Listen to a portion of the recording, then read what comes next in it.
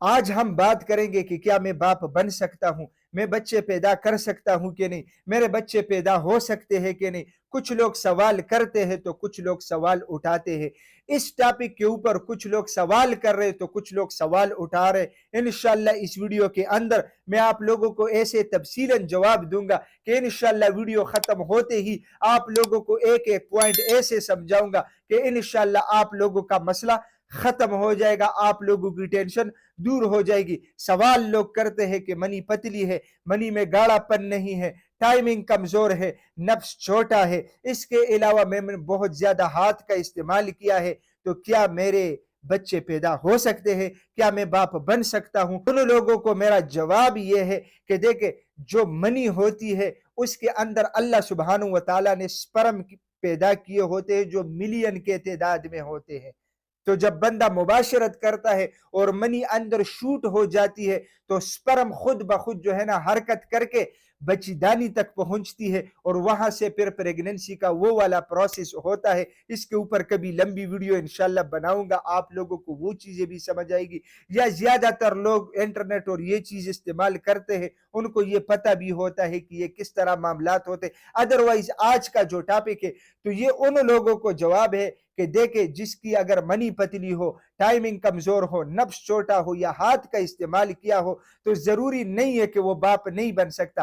دیکھیں، منی کے اندر جو سپرم ہوتے ہیں ان کی کوالٹی دیکھی جاتی ہے کہ ایکٹیو جراثیم یعنی ایکٹیو سپرم کتنے ہیں، وہ حرکت میں کیسے ہے، اس میں ڈیڈ کتنے ہیں، کیا اس میں کوئی پس سیلز تو نہیں ہے، پس سیلز ایک ایسی انفیکشن ہے یا ایسی ایک سیل ہے کہ اس کی وجہ سے ایکٹیو جراثیم مر جاتے ہیں۔ تو دیکھیں، سب سے پہلے تو میرا مشورہ یہ ہے کہ جس بندے نے شادی نہیں کی ہوتی تو وہ شادی سے پہلے کبھی جو ہے نا سپرم کا ٹیسٹ نہ کرے۔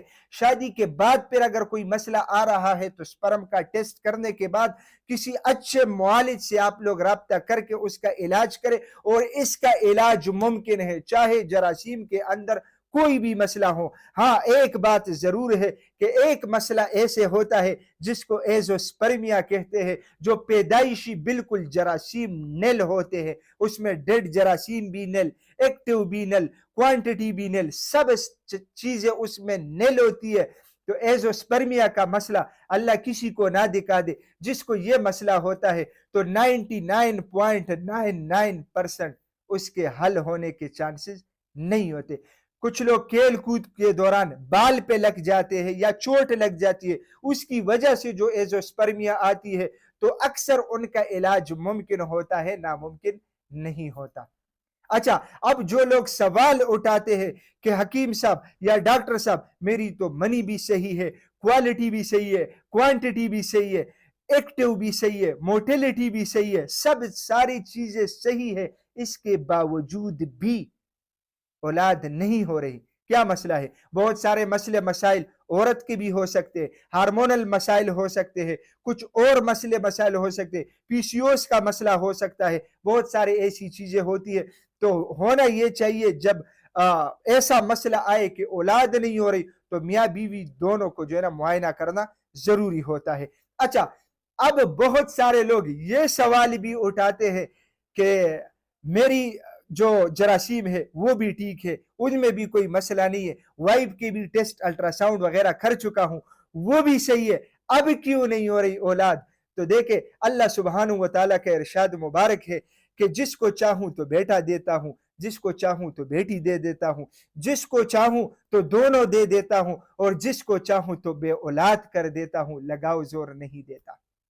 تو جب اللہ سبحانہ و تعالیٰ کی طرف سے دیر ہوتی ہے تو تب بھی اولاد نہیں ہوتی۔ لیکن زیادہ تر جو دیکھا جاتا ہے، زیادہ تر جو مسئلے مسائل ہوتے ہیں، جو بے اولادی کا مسئلہ ہوتا ہے، وہ اکثر یا مرد میں یا عورت میں کچھ نہ کچھ مسئلہ ہوتا ہے جس کی وجہ سے رکاوٹ ہوتی ہے۔ تو فزیکلی یا میڈیکلی انداز سے اگر آپ لوگوں کے جسم میں کوئی مسئلہ ہے، بہترین معالج کے ساتھ، ایسے معالج کے ساتھ جس پہ آپ لوگوں کو بھروسہ ہو، ان کے ساتھ مسئلہ ڈسکس کر کے اپنا علاج کرے، اور اللہ سبحانہ و تعالی ہر انسان کو جو شادی شدہ جوڑے ہیں ان سب کو اولاد جیسی نعمت سے نوازے۔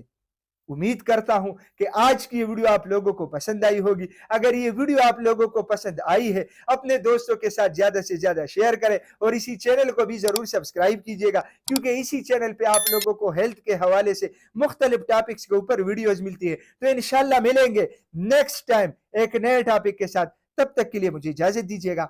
اللہ حافظ.